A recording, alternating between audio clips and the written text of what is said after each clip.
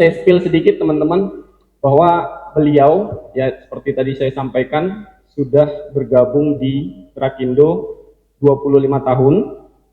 Kemudian dulu pada saat awal bergabung, beliau itu di perusahaan sebelumnya dirumahkan karena krisis moneter gitu ya. Kemudian Trakindo bukaan, kemudian masukin lowongan dan keterima. Penugasan pertama beliau pada saat itu tes-tesannya di Makassar, cabang Makassar, dan penempatan pertama di Tembagapura. Tugas di Tembagapura mulai dari eh, service training mekanik gitu ya, kemudian terus sampai mekanik, kemudian senior mekanik, foreman, supervisor, kemudian sampai superintendent. Kurang lebih 20 tahun beliau ada di Tembagapura. Seperti itu. Jadi kalau ex Tembagapura termasuk Pak Hisam juga, kemarin pada saat kami berkesempatan satu mobil dengan beliau, juga sambil cerita-cerita gitu ya, termasuk Pak Firman, termasuk bapak-bapak senior yang sudah pensiun di EMP, Agustinus, dan ada beberapa rekan lain gitu ya yang sudah pensiun juga. Itu sempat satu tim dengan Pak Hisham lah, sempat jumpain di Tembagapura sana gitu. Ada juga kisah-kisah berkesan. Beliau pertama kali diterima ke sana, siapa yang tahu gitu ya di Papua sana gitu ya, kira-kira ada ndak ya yang kenal saya atau ada ndak ya keluarga saya. Yang jelas pada saat itu keluarga mesti tidak ada gitu ya. Tapi ternyata pada saat sampai di sana itu ada rekan kerjanya beliau yang membantu di hari pertama sampai di Papua sana gitu, mencarikan tempat tidur lah Pak ya, mes mes gitu. Dan itu sangat berkesan buat beliau. Di sana sangat dingin suhunya, dibekalin dari Makassar itu ada sweater, ada jaket gitu ya untuk antisipasi dinginnya. Nah, menurut cerita beliau, di sana itu memang karena suhunya dingin jadi cukup nyaman bagi mekanik bekerja. Tapi kenyamanan itu juga perlu kita antisipasi karena pasti ada resiko juga gitu kan, setiap pekerjaan kita nyaman, akhirnya kita tidak merasa dehidrasi mungkin, tapi kita nggak merasa haus, tapi sebenarnya tubuh kita dehidrasi. Nah, seperti itu dan lain sebagainya. Nanti di kesempatan ini kita akan menceritakan beberapa hal cerita baik yang akan beliau share gitu ya kepada kita semua. Assalamualaikum warahmatullahi wabarakatuh. Waalaikumsalam.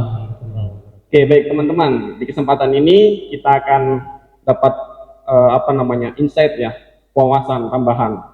Barangkali di sini paling lama kira-kira selain Pak Darmawi, selain Pak Edi, kira-kira masih di bawah 20 tahun gitu ya, service year-nya gitu ya. Nah ini Pak Dirman kita datangkan yang sudah 25 tahun. Pak Dirman, apa hal pertama yang terlintas di pikiran Bapak ketika mendengar nama Trakindo? Ya, makasih.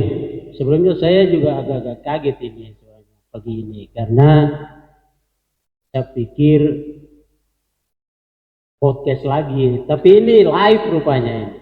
Ada penonton asli nih Pak. Podcast live ini. Oke. Eh apa ya? Saya mengenal Tragindo itu sebenarnya sudah cukup lama.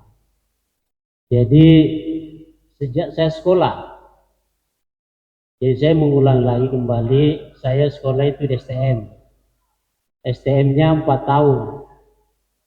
STM pembangunan namanya. Nah itu. Lebih lengkapnya di podcastnya Mas Doni. Iya. Ada di ada di podcastnya Mas Doni sebenarnya. Bukan. Jadi memang karena memang programnya 4 tahun. Ada beberapa SMK juga 4 tahun kalau nggak salah kayak kimia atau apa itu kan ada. Salah satunya STM pembangunan. Nah, saya mengenal Tragindo itu sudah dari sejak sekolah. Bahkan sebelum sekolah sebenarnya kan ada beberapa kita lihat unit-unit itu dari mana, terus rupanya Tragindo yang punya. Tahunnya itu Caterpillar itu Tragindo seperti itu. Tapi anehnya saya sekolah kemudian PKL itu pinginnya di Tragindo, tapi ternyata saya diterimanya di UTI. Oh. Jadi saya PKL di UTI. Nah PKL saya itu 1 tahun, lumayan lama. Kalau PKL-nya teman-teman anak-anak STM sekarang itu 3 bulan, ya saya 1 tahun. Ya lumayan ini, serasa kita sudah masuk kerja. Sudah setahun, bahkan banyak pengalaman lah di sana. Saya pernah kasih nabrak forklift, baru belajar.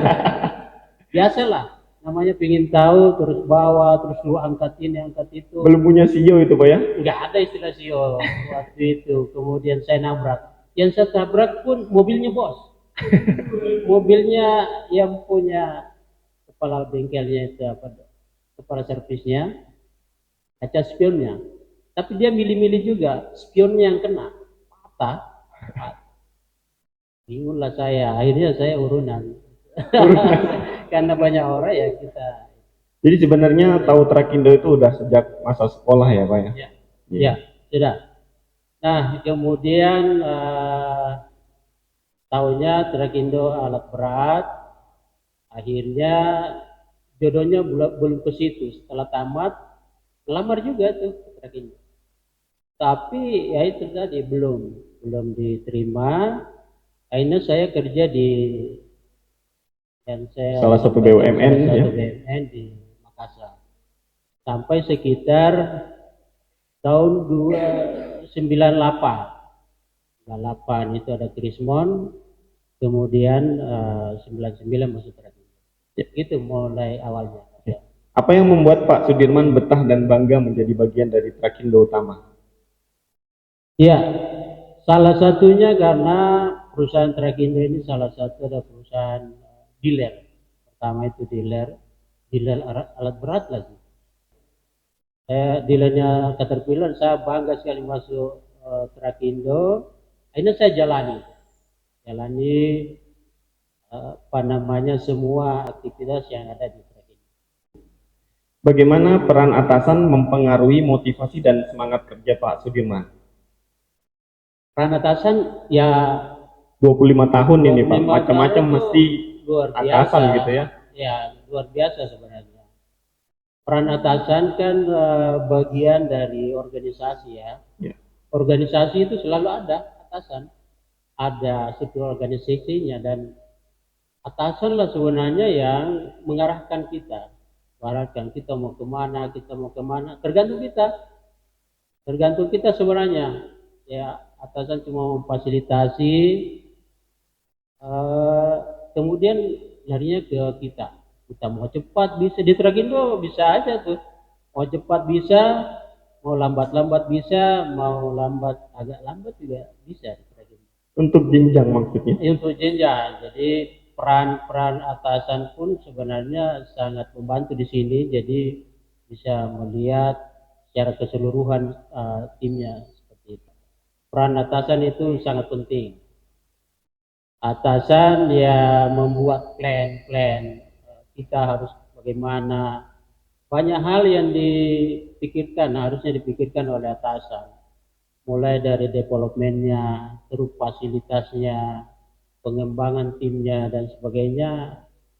Itu yang dipikirkan oleh atasan. Hanya saja kadang-kadang kita ini dalam organisasi, wah saya merasa kurang diperhatikan ini dan sebagainya. Kita lupa bahwa atasan itu melihat, kalau kita analogikan mungkin kayak di rumah kali. Orang tua itu mikirkan banyak hal sebenarnya, bukan cuma satu orang, bukan cuma anak pertama, bukan cuma anak bungsu yang kadang-kadang kita bilang full perhatian, tapi semuanya ya. Punya 10 anggota ya 10 hatinya gitu ya, macam-macam gitu ya. Nah kadang-kadang kita sebagai anggota rumah tangga itu dia nggak adil. Tapi atasan di sini kan punya, karena saking banyaknya yang mau dipikirkan, dia harus buat prioritas kan. Oh ini dulu nih yang dikerja, kemudian ini, kemudian ini. Tidak, bukan berarti adil itu semuanya sama juga. Misalnya 10 anaknya nih, terus kemudian harus dapat uang sangu sama setiap hari kan. Ya semua kita tahu lah. Iya, padahal rata-rata di sini kan teman-teman sudah jadi orang tua juga, sudah tahu lah ya. Nah, peran atasan itu seperti itu. Dia melihat secara keseluruhan tim bagaimana supaya keluarganya bisa tumbuh, banyak hal yang harus dipikirkan. Ya. Termasuk pengembangan pribadi anggotanya tadi. Siap, siap. Adil itu tidak harus sama. Ya. Seperti di rumah, anak-anak kita kan jenjang juga sekolahnya ya. Ada yang SD, ada yang SMP, ada yang SMA. Seperti tadi Pak Sudirman sampaikan. Kalau yang SMA sangunya 5.000 sama kayak anak SD, bisa puasa dia setengah hari ya kan. Seperti itu. Oke. Bagaimana perusahaan memberi peluang bagi Pak Sudirman untuk belajar dan meningkatkan kompetensi? Kalau Trakindo saya rasa menurut saya luar biasa soal pendidikan, soal pengembangan diri itu Trakindo membuka peluang sebesar-besarnya untuk kita bisa maju. Nah, seperti yang saya bilang tadi, ya tinggal kitanya. Kita mau agak-agak lambat, ya tergantung kita.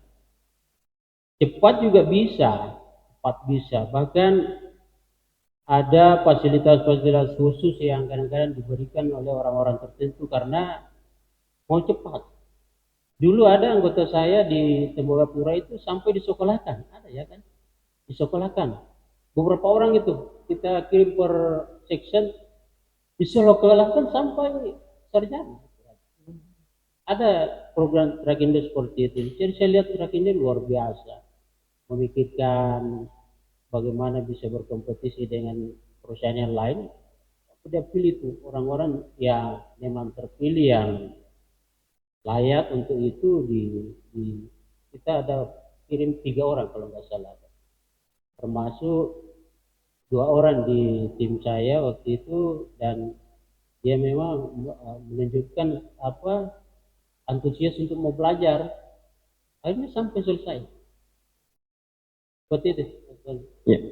Bagaimana fasilitas, benefit kesehatan dan tunjangan mempengaruhi kepuasan Pak Sudirman?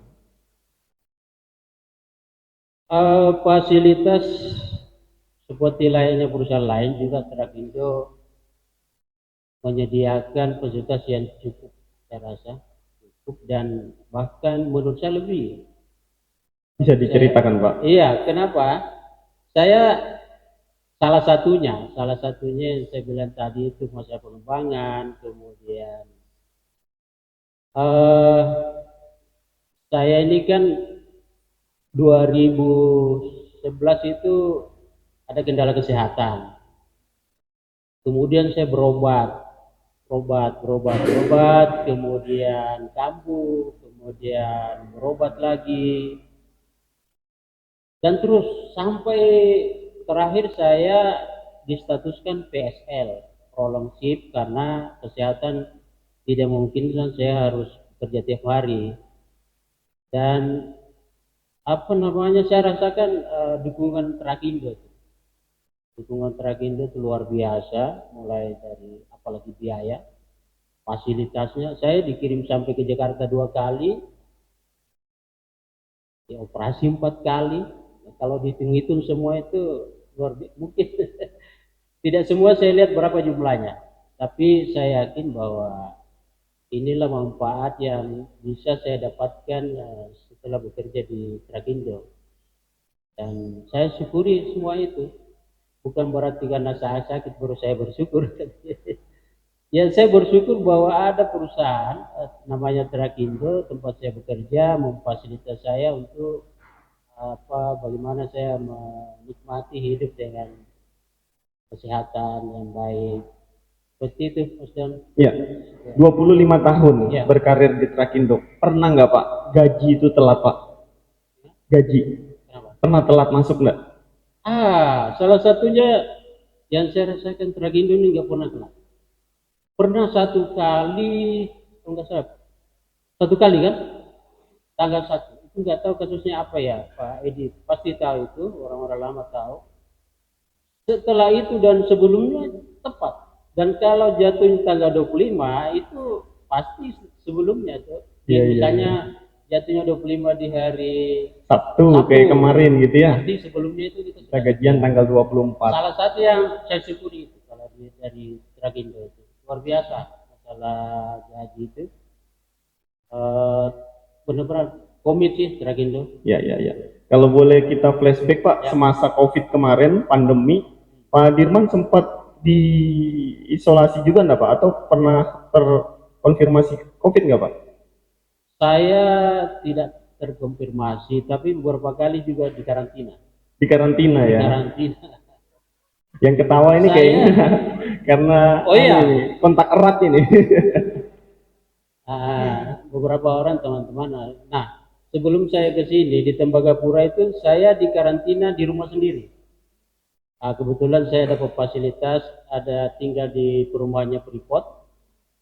Kemudian karena waktu itu COVID baru ini, saya ada indikasi batu-batu dan sebagainya. Saya di karantina di rumah sendiri. Suspek ya Pak ya? Iya, jadi semua itu saya jalani bahwa inilah aturan yang harus kita ikuti. Dan masa saya di rumah sendiri di karantina, jadi saya di kamar, benar-benar di kamar dan dikontrol sama safety-nya di sana tiap hari. Makannya saya bukan dari rumah, tapi makannya dari luar. Disuplai ya Pak ya? Disuplai makannya itu. Dan Tiap hari dimonitoring juga. bukan orang rumah yang kasih saya, ada orang khusus ini. Dari perusahaan? Dari Perusahaan iya. untuk suplai makanan ya Pak ya? Iya, iya. Seperti itu Mas Don. Oke. Apakah Pak Sudirman merasa perusahaan ini memperhatikan keseimbangan antara pekerjaan dan kehidupan pribadi dari Pak Sudirman? Zaman sekarang anak-anak bilang work-life balance. Bagi saya Trakindo luar biasa. Memberikan fasilitas, kemudian aturan-aturan di Trakindo itu juga tidak bertentangan dengan keseimbangan antara pekerjaan dan ini. Kalau saya bandingkan tempat saya yang dulu di Tembagapura di sini, saya rasa kita patut bersyukur sebenarnya bekerja di lingkungan sini seperti Balikpapan ini. Luar biasa sebenarnya. Karena saya kaget juga ternyata ada cabang Trakindo di dalam kota seperti ini di Balikpapan ini. Karena sudah 20 tahun iya, 20 olah-olah Trakindo itu di site semua. Iya, di site semua gitu ya. Itu yang saya bayangkan. Rupanya Balikpapan itu memang kotanya di cabangnya ada di Balikpapan dan kita bisa tiap hari sama keluarga. Nah, itu yang patut kita syukuri sebenarnya. Kan kadang-kadang kita ya manusia lah, kadang-kadang itu kita bersyukur kalau fasilitas itu sudah hilang. Wah, ternyata kemarin bisa, sekarang nggak bisa. Kemarin kita bisa misalnya naik bis, sekarang nggak bisa lagi. Nah, kadang-kadang karena terbiasa tiap hari seolah-olah itu dianggap biasa-biasa aja gitu. Padahal itu sebenarnya salah satu fasilitas yang diberikan dan ya kita harus bersyukur dengan itu sebenarnya. Itu Mas Don. Iya, jadi memang kuncinya bersyukur ya Pak. Iya. Selanjutnya, apa pesan motivasi yang ingin Pak Sudirman sampaikan kepada kami semua yang ada di sini agar bersama-sama menciptakan lingkungan kerja yang lebih positif? Ya, bersyukur tadi. Selalu bersyukur. Apapun yang kita jalani, jangan lupa bersyukur. Kita juga selalu diingatkan salah satu pimpinan kita, apakah kita sudah bersyukur hari ini? Nah, itu perlu. Kenapa? Karena itu tadi kadang-kadang kita baru sadar setelah semua yang kenikmatan yang kita jalani itu hilang, baru kita wah ini ternyata saya rasa kurang ini, saya rasa ini. Nah, pentingnya rasa bersyukur itu. Dan kemudian memahami sebenarnya di mana kita berada. Ya semua perusahaan kan beda-beda itu ya. Jadi ibarat rumah kita ini, Trakindo ini rumah kita, di sebelah ada tetangga dan sebagainya. Orang bilang memang apa itu, rumput tetangga ya lebih hijau ya. Itu bagus sebenarnya untuk memotivasi kita, tapi kemampuan rumah tangga kita ya kita harus tahu juga. Trakindo ini seperti apa, saya hidup di Trakindo, saya sudah berapa tahun makan dari Trakindo, anak-anak saya makan dari Trakindo. Kan semua itu sebenarnya sudah perlu kita syukuri bahwa kita memang hidup bersama Trakindo sebenarnya. Dan itu yang selalu saya inikan juga sama termasuk keluarga lah, bahwa bersyukur itu penting supaya menetralisir bahwa memang tantangan itu banyak, pengaruh sana sini supaya kita apa namanya kadang-kadang kan kita butuh bersaing dan sebagainya, itu bagus melihat sana kok bisa, kalau bisa diaplikasikan di Trakinto ya mari kita aplikasikan, kalau memang ternyata belum ya kita bersama. Tapi intinya Mas Don, kita selalu bersyukur apa yang kita dapatkan saat ini dan yang lalu-lalu kita renungkan. Kemudian tentu ada masalah. Dalam perjalanan itu kan tidak selalu mulus ya, ada masalah. Tapi bukan berarti itu tidak ada solusinya. Selalu harus ada jalan keluar. Itu Ya, bersyukur ya Pak ya. ya. Jadi barusan kemarin lusa saya diskusi dengan seorang leader gitu ya, kaitannya dengan bersyukur ini. Kadang-kadang kita sudah diingatkan, tapi kita lupa bahwa dalilnya la in syakartum la azidannakum. Ya kan? Niscaya apabila kita bersyukur, Allah pasti akan menambah. Ya kan? Maka bagaimana ketika kita menyiapkan wadahnya? Ya. Ketika ditambah, kalau wadahnya sudah penuh, ini pasti luber-luber gitu. Rezekinya nggak tertampung di gelas kita. Tapi kalau kita sudah siapkan wadah yang lebih besar, insya Allah rezekinya datang, bertambah, luber-luber itu tetap tertampung di wadah kita. Ini itu tambahan terkait dengan bersyukur, supaya sebagai pengingat buat teman-teman. Baik, keselamatan dari Pak Dirman buat kita semua. Baik, untuk keselamatan selalu ikuti SOP, kemudian jalankan semua aturan-aturan yang sudah ditetapkan. Trakindo ini sangat komit dengan safety, bahkan kita punya dipasang di dinding sana itu komitmen Trakindo terhadap safety itu sangat luar biasa. Saya selalu bilang kita harus konsisten. Kalau apa namanya program-program kemudian dari Trakindo kita tidak jalankan, bisa saja jadikan apa namanya itu kendala, operasionalnya terhambat dan sebagainya, dan akhirnya yang paling fatal adalah kita jalankan. Maka penting konsisten untuk menjalankan aturan yang sudah ditetapkan. Sebelum kita akhiri, barangkali dari rekan-rekan yang ada di sini mau bertanya sesuatu untuk Pak Sudirman.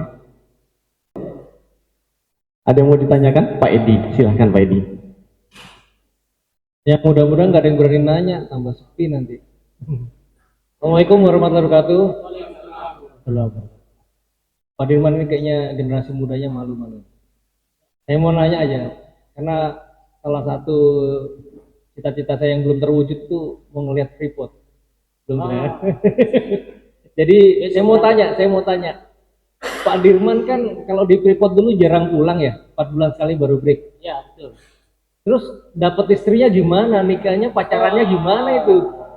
Terima kasih. Assalamualaikum warahmatullahi wabarakatuh. Ini dia ini. Jadi ketemu sama istrinya itu seperti apa itu Pak? Kisahnya. Saya manusia normal seperti biasa, Pak Edi. Jadi kalau saya cuti juga normal seperti itu, bergaul sana sini. Akhirnya ketemu istri. Kemudian saya nikah itu dan bawa istri langsung. Bawa istri. Awalnya saya tes saja istri saya, kalau mau ngikut boleh aja, tapi di sana hutan. Ya namanya Papua kan. tahu kita Papua itu hutan.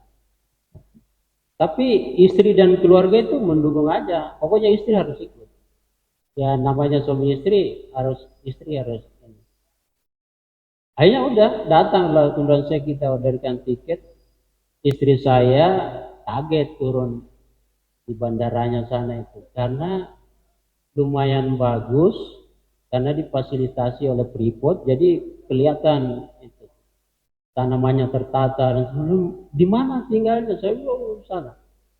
Sementara saya itu memang sudah siapkan tempat kos dekat bandara situ, dekat bandara dan saya siapkan kebetulan orang Solo juga yang punya.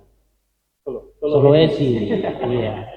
Jadi saya di situ akhirnya saya bisa tenang itu karena schedule awal saya Pak Edi itu 13.1 awal-awal itu saya ikut di sana itu 13 kemudian tidak sampai 1 hari kita off itu.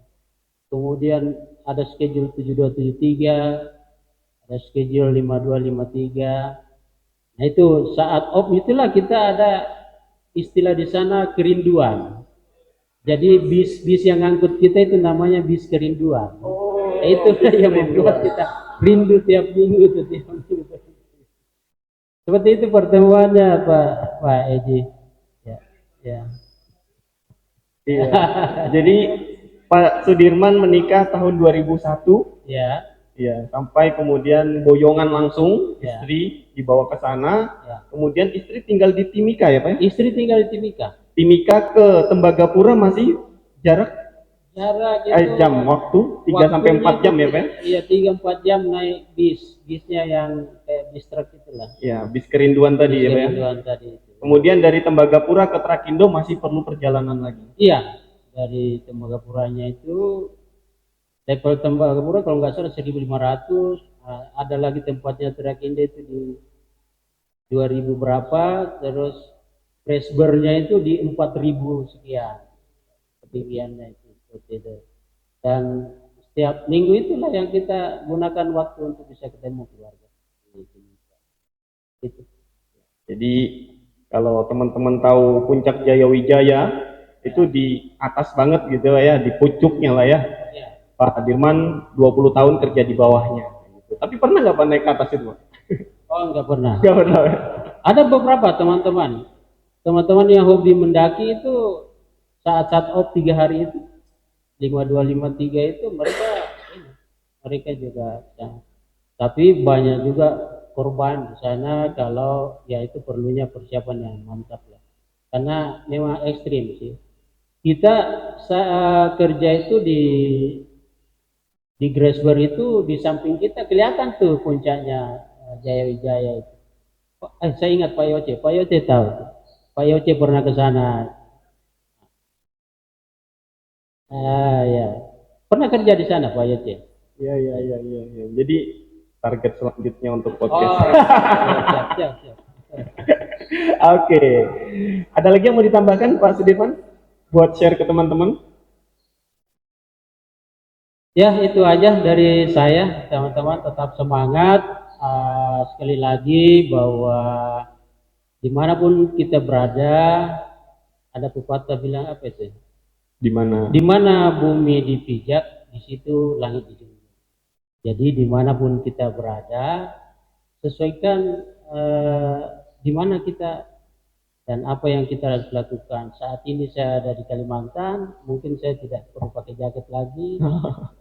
Seperti itu dan saat ini kita ada di lingkungan engineering service kita harus tahu apa itu engineering service kemudian mungkin sedikit-sedikit kita kelemahannya, kekurangannya, kelebihannya supaya kita paham wah rumah tangga saya seperti ini nih saya nanti kalau dengan yang lain itu dijumlahkan kira-kira ada 500-an ya berapa kita. Nah kemudian tentu ada misi-misi pribadi itu bisa kita sampaikan ke atasan masing-masing tapi kemudian jangan lupa atasan itu juga melihat secara luas gitu. Dia harus memikirkan ini, memikirkan itu dan sebagainya. Itu tetap semangat teman-teman, jaga kesehatan. Ya, terima kasih Pak Sudirman untuk sharingnya hari ini. Tepuk tangan untuk narasumber kita. Semoga bisa jadi inspirasi dan motivasi buat kita semua ya, terutama yang masih muda-muda ini, yang service year-nya seperti saya kira-kira baru 7 tahunan lah ya. Jauh banget 25 tahun itu. Ya. Sampai ketemu lagi di talkshow berikutnya, cerita baik dari Trakindo dengan narasumber yang berbeda dan insya Allah akan memberikan insight rasa syukur dari sisi yang lain. Terima kasih atas perhatian teman-teman.